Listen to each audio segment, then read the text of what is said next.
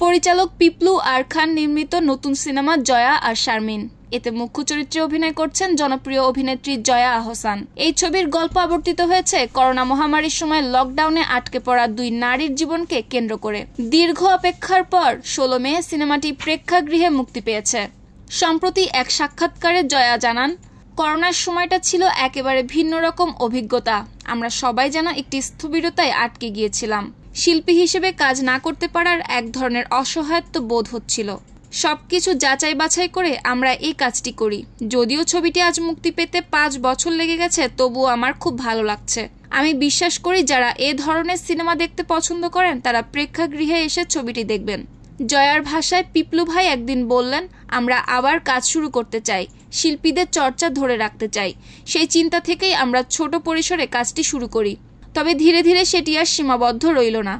উল্লেখ্য, জয়া আহসানের চলচ্চিত্রে অভিষেক ঘটে 2004 সালে মোস্তফা সরোয়ার ফারুকীর পরিচালনায় নির্মিত ব্যাচেলর ছবির মাধ্যমে।